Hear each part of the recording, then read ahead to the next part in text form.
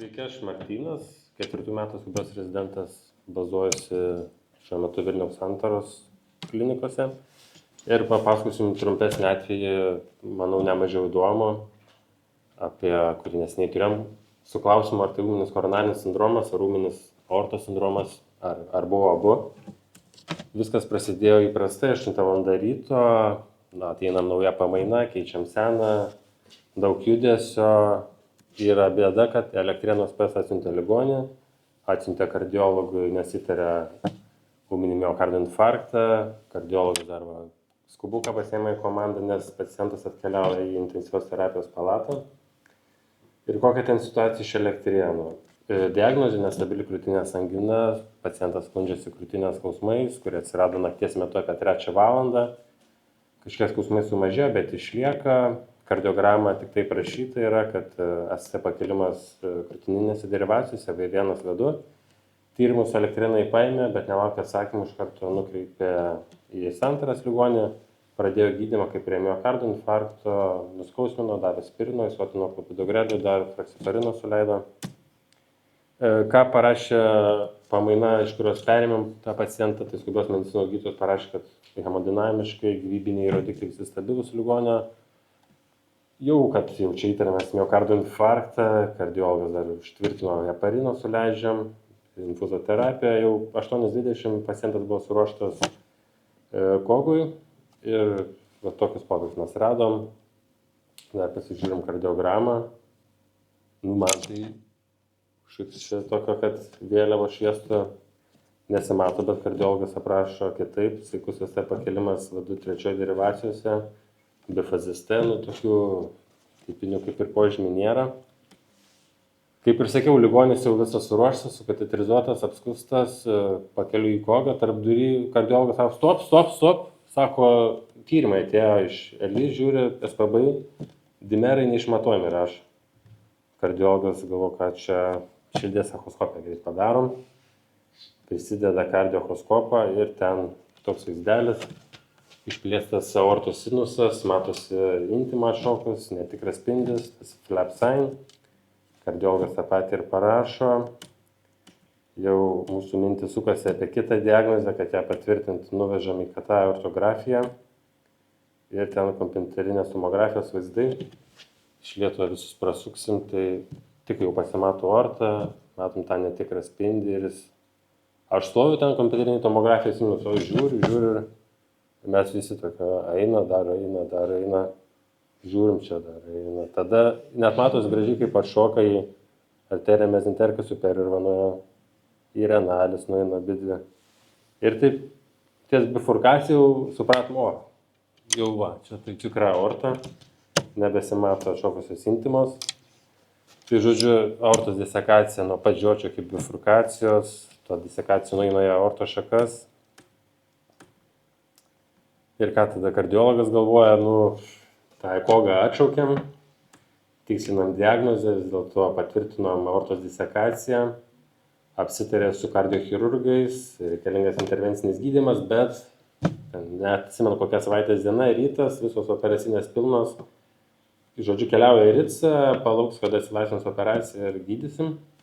Visą laiką pacientas buvo hemodinamiškai stabilus, kvėpavo spontaniškai pakankamai. Čia įsikišiu SNG šitoje situacijoje, darom, kas labiausiai patinka, subadom, įvedam kateterių.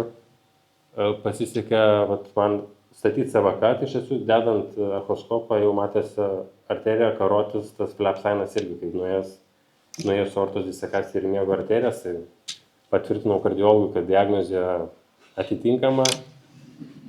Gydytoja dar užsakė 6 eritrocitų masės, nuskausminimo opioidai skirti ir pacientas iškeliavo į antrąją reanimacijos skyrių, laukti, kol atsilaisvins operacinės. Čia priėmimo skyriui ligonio istorija baigėsi, bet kadangi turim galimybę pasiekti tos ligonius, pažiūrėti, kas toliau vyko, tai už SPS ribų 12 valandą pacientas jau pradėjo skųstis skausmais intensyvėjusiais, atsirado laisva operacinė, išgabeno operacinę, 7 vakare ligonis grįžo po kylančios aortos protezavimo. bet hemodinamika nestabili, dviejų vazopresorių poreikis, kardiogramai pakilimai stebėti, pakartojo troponiną, žiūri 40 000 toks apvalus skaičius. Jau dabar į tą kogą jau keliavom skubiai, po 10 vakare. Viskas prasidėjo tuo, kad procedūra yra atlikta, klinikinė mirtis įvyko pacientui, skilvelių virpėjimas, tada perėjo į elektromechaninę disociaciją. Visa PKI procedūra vyko gaivinimo metu. Nepaisant to, kad pacientas ir miręs, ir dar gaivinamas, tai ir intervencinių kardiologų nebuvo lengva, punktavo arterija radialis dextra, įeina į netikrą spindį, sinistra, vėl netikrą spindį. Tada per femoralis praėjo, pakontrastavo,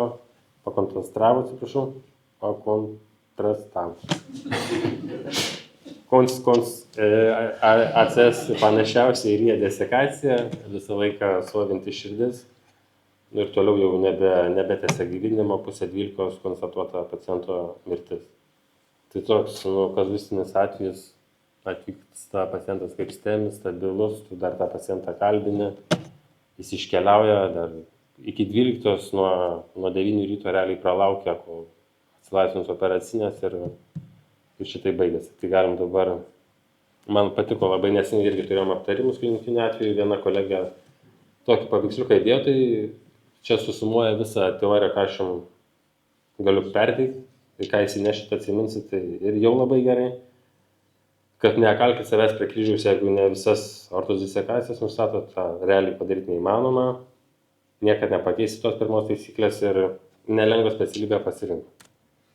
O jeigu plačiau apie pačią literatūrą, tai dažniausiai tariamieji aortos disekacijai ūminiams aortos sindromams yra vyrai, daugiau virš 60% būna dažniausiai vyrai.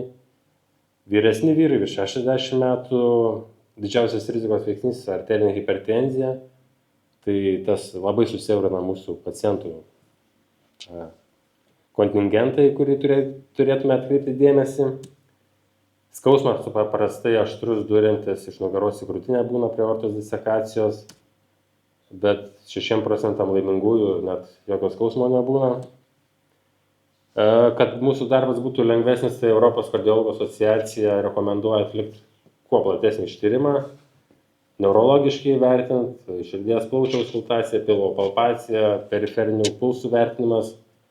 Nežinau, kas iš mūsų tą esą darė, bet aš tai nelabai.